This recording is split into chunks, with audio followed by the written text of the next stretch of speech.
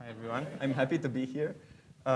So when Stewart first proposed the idea of this workshop to us, and he was just like he was telling you in the beginning, he was asking for volunteers.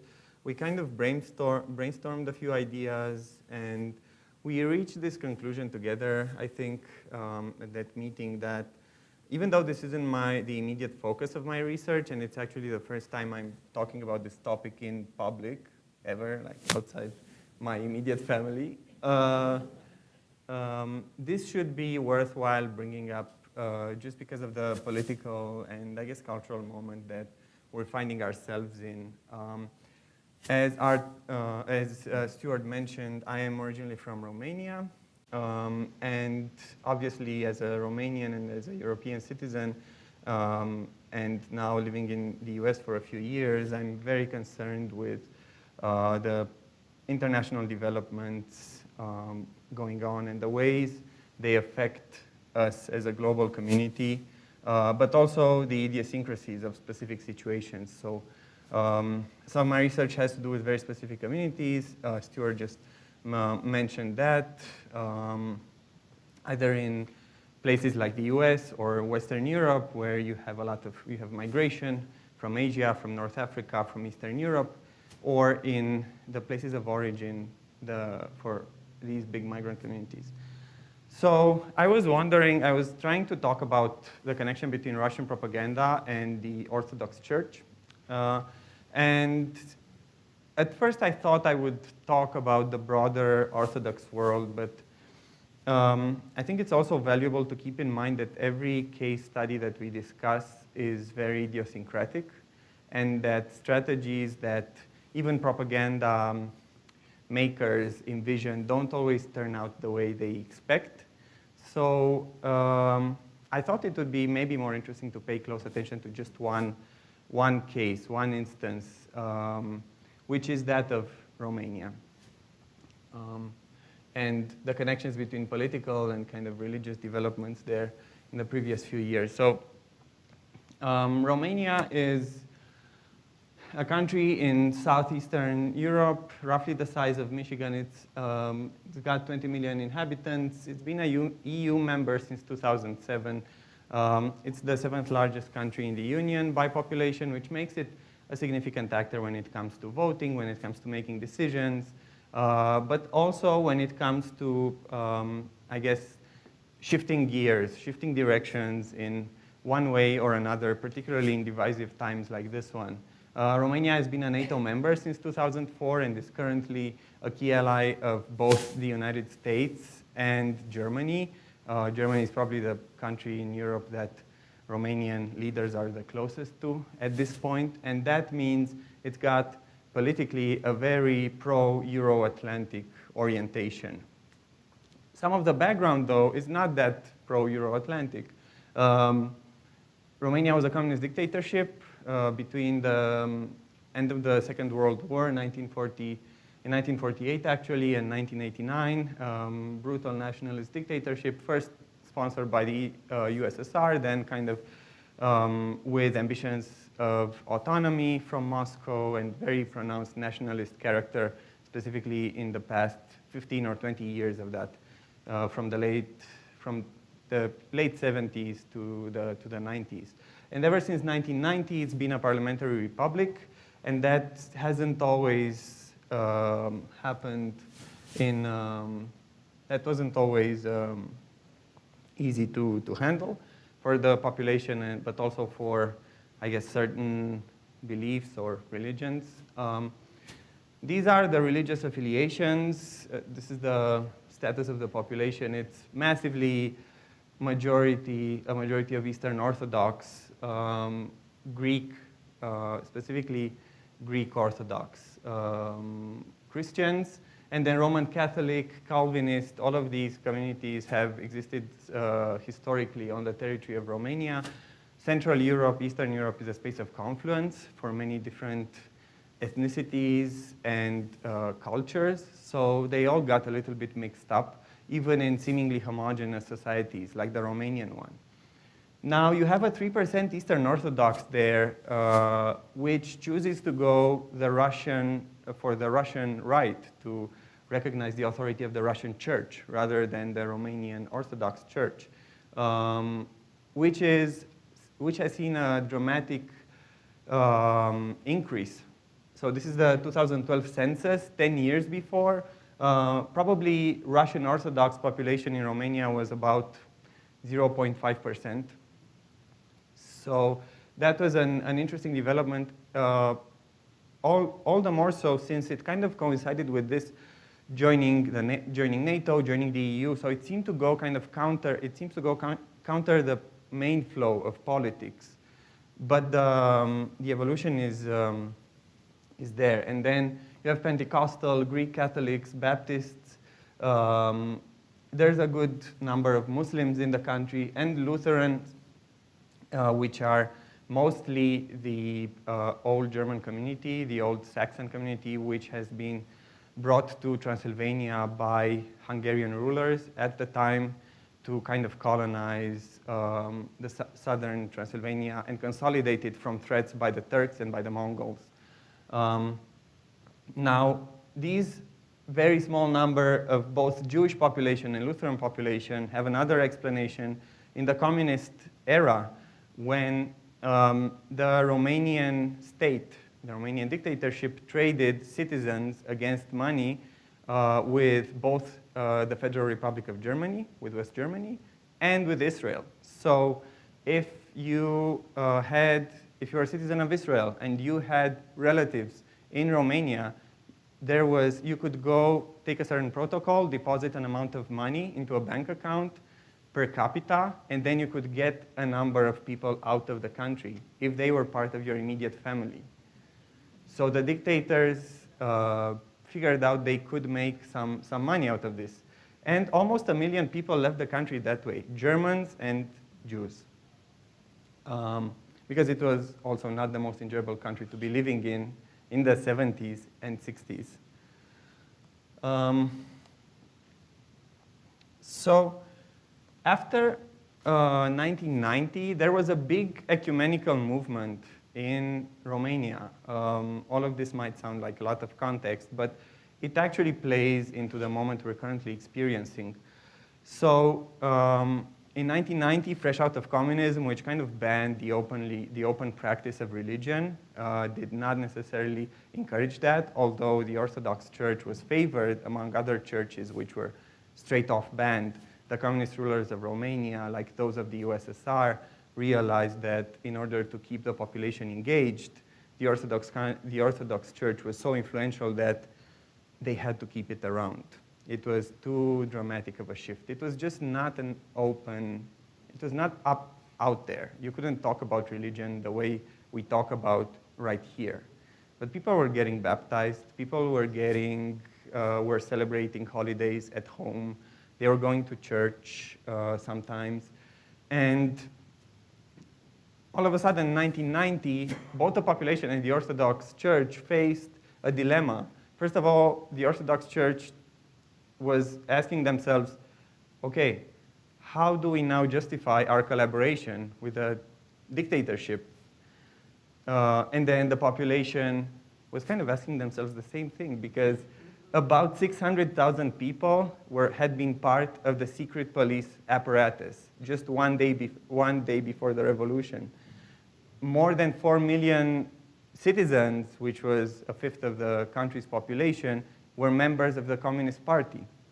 So how do we deal with this? It was a massive kind of reconciliation and an embracement of religious discourse toward all confessions, toward all religions. It suddenly became okay and mainstream to be a very religious person in a very public way, for both Christians and Orthodox Christians, but also for Muslims, also for the Jewish population left in the country, and for other types of Christians than the Orthodox. So that led to the visit of Pope John Paul II in 1999.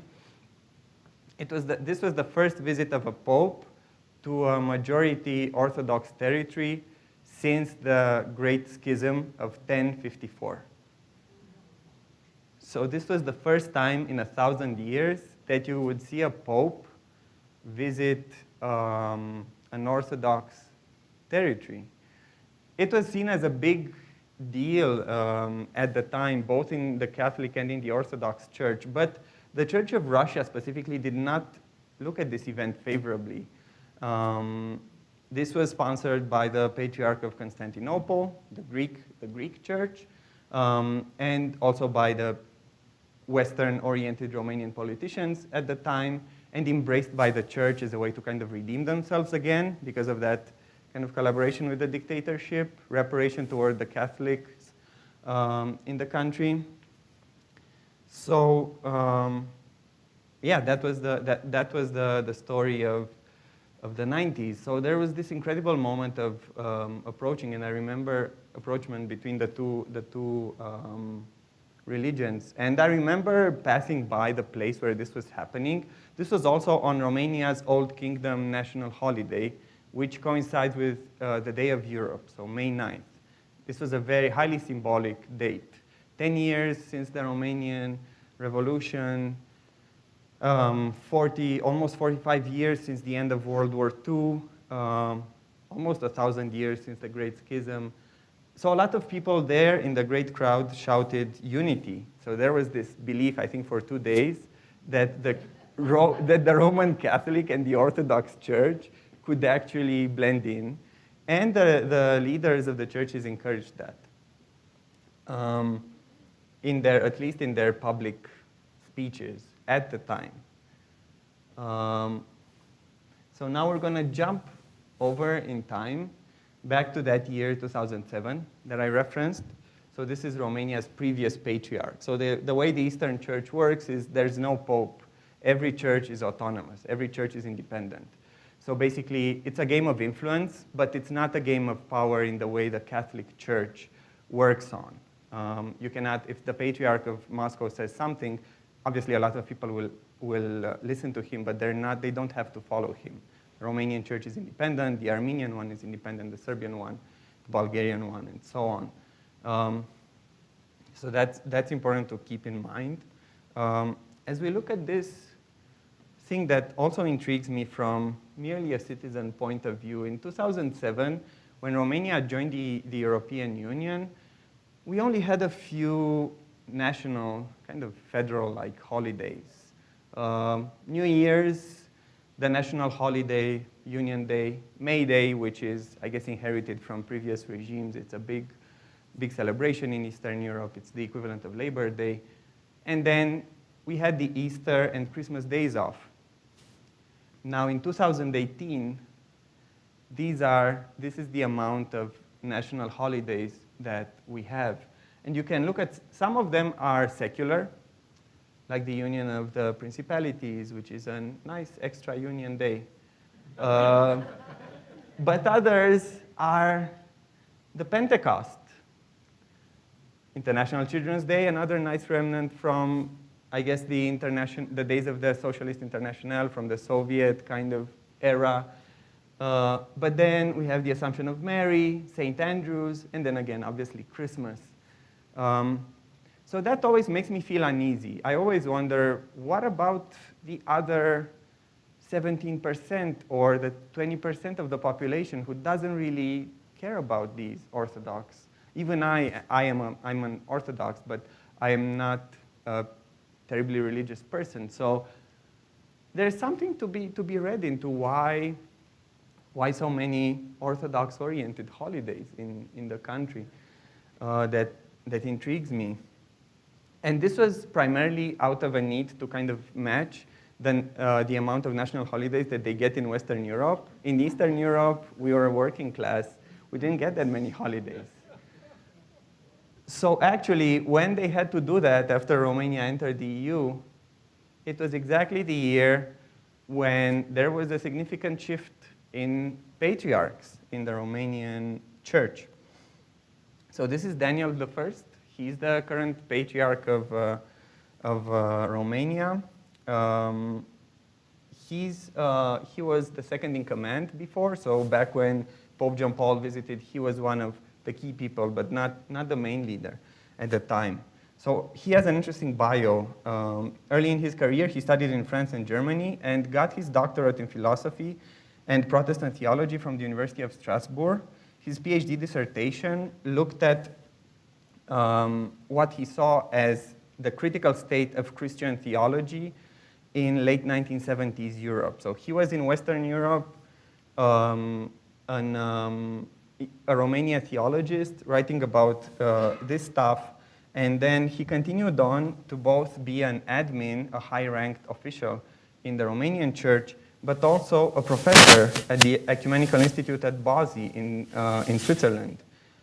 And then he returned to Romania in 1987. He became a monk, and 2 years later, right after that revolution in '89, he became the second in command in the church, which is basically unheard of. No one has really climbed the ranks of such a rigid, almost, organization, such a monolithic organization with maybe 17 million believers that quickly. So he became one of the leaders of the movement which pushed for the renewal and modernization of the church. And then it was speculated that he might have been an agent of the secret police, given his decades of representing the Romanian Orthodox Church abroad. But he kind of moved away from that, and it was found out that, conveniently enough, his files were burnt during the revolution. The files that the secret services had on for him. Anyway, Daniel became known as what one might call the media patriarch. He came to power in 2007, September. In October, they already had a television set up. It's called Trinitas TV. And these others are publications that he sponsored while he was second in command. So the Orthodox Word, this other daily newspaper, a radio, which, interestingly enough, together with the television, more recently has created a podcast and an app that you can see right here. So I'm glad that we're kind of connecting to the other presentations as well. So Daniel, while taking this apparently very modernizing stance, also started doing some things that his predecessor wasn't doing before, such as talking about films that he felt were contrary to Christian Orthodox dogma. The church didn't care much before. Actually, in 2001, when finally being an LGBT person was not criminalized in Romania any longer, you didn't have to go to jail for being gay, the Orthodox Church did not comment much. Now, Daniel comes around, and these kind of polemical films about the church or about abortion, women's rights come out. He's the first one to talk about them. He's the first one to say that in the Orthodox world, this is not the kind of art we should be making, which is an interesting stance from someone who wants to portray himself as a reformer in the years 2000. This is one thing he does. Then the other thing he does is strongly lobbying with politicians to secure additional funds to build church real estate. So this one right here is the project of this massive cathedral that they're going to inaugurate at the end of this year. It's called the Cathedral of the Romanian People's Salvation, so a very nationalist stance and kind of confiscating the whole of Romanian history for the Orthodox dogma is going on with that, at the same time as getting tax breaks and getting public funding. Many of these churches, over I think 8,000 churches built in the past 10 years, are built with taxpayer money. So this is not all that different from what is going on in other parts of the Orthodox. Oh yeah, and media opportunities. In the past 10 years, these big Orthodox pilgrimages became massive media events. So every kind of event, every kind of pilgrimage becomes, with the aid of their press outlets, which are then followed by the mainstream media, become major media phenomena. And you have a few examples here, images that you just wouldn't see in the news 10 years ago. Now, if you take that and combine it with this speech by Vladimir Putin that he delivered in Valdai in 2013, one might see a kind of connection between what the Romanian Orthodox Church is pushing for and what the direction of mainstream Russian politics is. So what Putin did in 2013 is, at this discussion group that they have annually, he set it up when he was president for the first time in 2004, they discussed the state of the world. This is a think tank based in Moscow, but it's very much a pro-Kremlin outlet meant to favor people who want to be on good terms with Russia. So this is, to me and also to many other media scholars, the advent or the first instance of the post-truth era. Because Putin is making some statements here which are foretelling of what we're experiencing in this country right now, but he's also using fake facts. He's accusing the West of something that's not really going on. And he's talking about it as if it were happening. Мы видим, как многие евроатлантические страны фактически пошли по пути отказа от своих корней, в том числе и от христианских ценностей, составляющих основу западной цивилизации. Отрицаются нравственные начала и любая традиционная идентичность, национальная, культурная, религиозная или даже половая. Проводится политика, ставящая на один уровень многодетную семью и однополое партнерство, веру в Бога или веру в сатану. Эксцессы политкорректности доходят до того, что всерьез говорится о регистрации партий, ставящих своей целью пропаганду педофилии. Люди во многих европейских странах стыдятся и боятся говорить о своей религиозной принадлежности. Праздники отменяют уже. Или называют их как-то по-другому, стыдливо прячут саму суть этого праздника, нравственные основы этих праздников. И эту модель пытаются агрессивно навязывать всему миру. Убежден, это прямой путь к деградации и примитивизации, глубокому демографическому и нравственному кризису. Что еще может быть большим свидетельством морального кризиса человеческого социума, как не утрата способности к самовоспроизводству? А сегодня практически все развитые страны уже не могут воспроизводить себя, причем даже с помощью миграции. Без ценностей, заложенных в христианстве и других мировых религиях, без формирования без формировавшихся тысячелетиями норм морали и нравственности, люди неизбежно утратят человеческое достоинство. И мы считаем естественным и правильным эти ценности отстаивать. Нужно уважать право любого меньшинства на отличие, но и право большинства. Право большинства не должно быть поставлено под сомнение. So, did anyone recognize any of this discourse?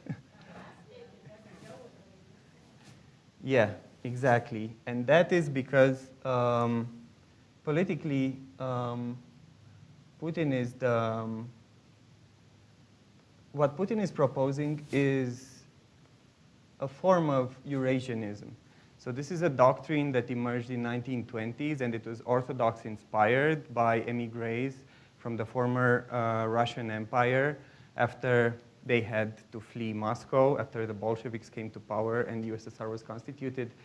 They had this idea that there is this kind of middle identity which is not Western European or not exactly Atlantic, but it's also not Asian. And this is what defines the Russian civilization. So Eurasia, to someone like Putin, who's a big reviver of this message, is this third space, this alternative space where you can have things that coexist, like the minorities' rights for self-affirmation, but then at the same time, clear majority, homogeneous, controlled federal apparatus.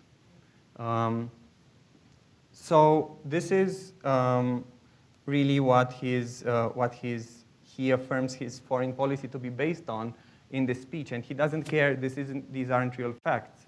There were no pedophilia promoting parties in the European Union. As we just saw that list of holidays, no one was really taking Christian holidays out of national calendars, or no one was really threatening those rights.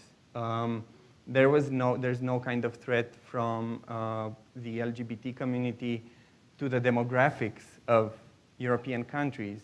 Still, he's passing these messages around. And that is because it kind of serves his larger project. It doesn't matter if it's true or not. It just matters if it's convenient to leaders like him and to people who want to listen to that kind of message and who want to acknowledge that reality, even if that is not the reality. So that was the year before the constitution of the Eurasian Union, when this word kind of became mainstream in Russia and in the former Soviet space. So Russia, Belarus, and Kazakhstan initially constituted it and signed the pact in Kazakhstan. So this is the current territory of the Eurasian Union, and this is the European Union, including the member states, including the candidate states. And this is why we see this green country here, which is Ukraine, such a hardly fought for territory, because it's a direct threat to what Russia perceives as its own Eurasian entitled territory. So that was going on in the Russian side of the world. Now, the same year as this speech, a few months later, the Coalition for Family is founded in Romania. A number of high-profile personalities joined and signed this manifesto meant to protect the traditional family, the values of the traditional family.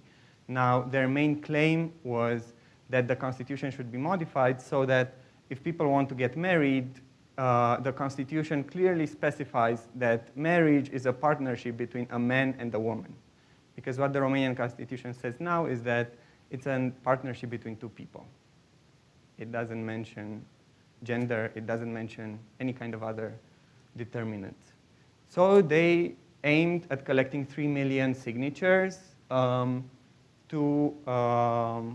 propose a referendum to change the constitution in accordance to the traditional values of the Orthodox family. And this happened in 2016.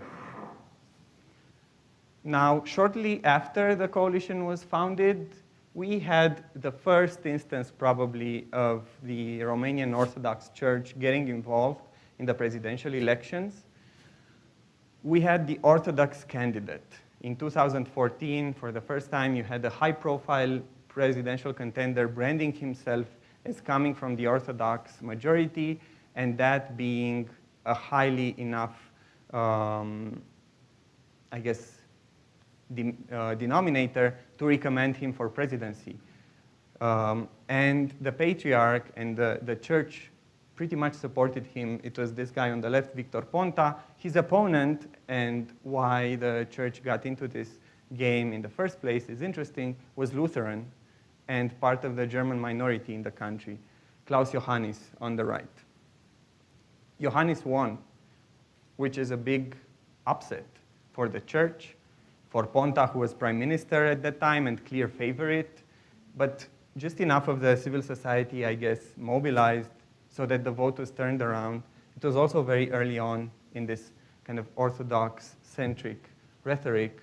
So that was an upset for the church, and the following year marked an even more severe upset because Ponta, interestingly enough, because they still had parliamentary majority, like they would now in Congress, even with a president of a different political orientation, he stayed prime minister. But in 2015, this event happens in Romania. A music club burns down, and a lot of people get angry just at the establishment. 60 people, 70 people lose their lives. Many others are wounded, and it's just enough to kind of gain a critical mass of protesters against the establishment, but also against the church. Because of their association in elections the year before, now the prime minister and the Orthodox Church were really connected in the public mentality and in the public imaginary. The prime minister has to resign, and then that is kind of the end of the campaign against the church as well. That doesn't really go too far. No, we won't turn the lights off. I'll just leave this running. Now, in the 2016 parliamentary elections, The Coalition for Family comes back. We don't have subtitles for this one, but this is 3 million voices, a shout meant to protect the natural. A politician who ignores this shout shall, in its own turn, be ignored. So this comes again in an interesting critical political moment in the country, and it kind of leads to the effect that the previous campaign did not have, which is the Social Democrats, supported by the former communists, supported by the Orthodox Church, win the elections. So they get to stay in power, even though the president is from a different party, but they have the government now. And remember that photographs of Pope John Paul in the 90s in Bucharest?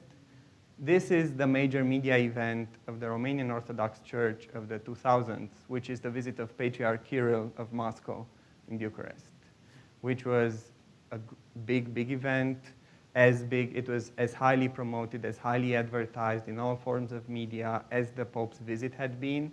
And not only that, but it also came as a kind of visit to restore pan-orthodoxy, to kind of move away from ecumenicalism into broader Orthodox fraternity.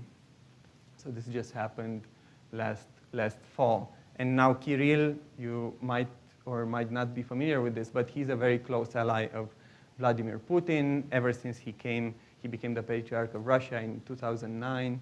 This is Kirill, this is Putin, and this is the Romanian Patriarch, Daniel, also last year. These are interesting instances of similar attitudes by the Russian Orthodox Church to the ones that Romanian Orthodox Church has against artworks and against acts of free speech, condemning films like Leviathan or Loveless, or famously condemning or excommunicating the members of Pussy Riot, a feminist punk band who protested this alliance between Kremlin and the Orthodox hegemony. And yeah, I guess all of this is to say that we're looking at an interesting 2018 from that perspective. We have elections and the Soccer World Cup in Russia. We have problematic commemorations in many European countries, 100 years since World War I, and next year, 30 years since 1989.